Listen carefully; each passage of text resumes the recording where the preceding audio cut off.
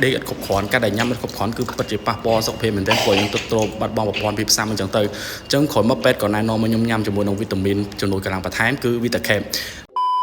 ở từ ngày nào ban chương bị thơ ca mong phèm mình toán đó té ư đừng tại đây sẽ nè khi bờ nhị bị giúp mình toán chỉ chờ na mà thế tại bờ nhị bị bao bị sọt ca như với kết thúc năm people nó phải phèm đi với cho đọc năm đấy xong miệng nhôm hơi bay năm nhôm khốiนี่คือ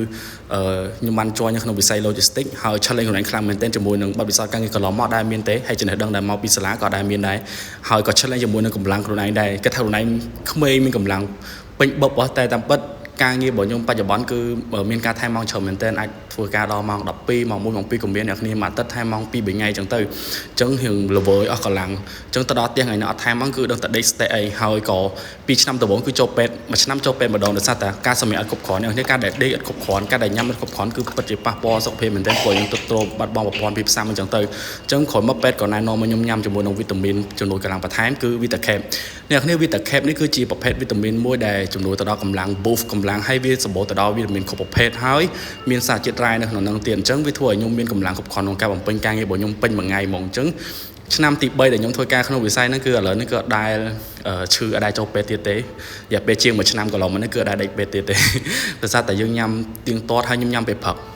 វីតាមីននេះយើងញ៉ាំមួយថ្ងៃមួយគ្រាប់ពេលព្រឹកក្រោយពេលបាយហើយអញ្ចឹងឥឡូវគឺមានកម្លាំងគ្រប់គ្រាន់ហ្មងគឺអត់អីទេគឺធ្វើការហើយពេលដែលថ្ងៃណាអត់ធ្វើការគឺអាចចេញក្រៅអី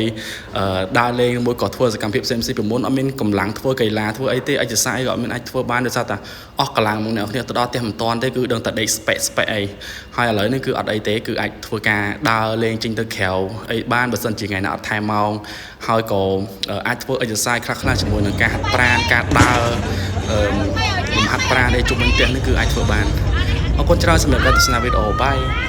Baby, this the pull up, dropping off some good love. You ain't gotta say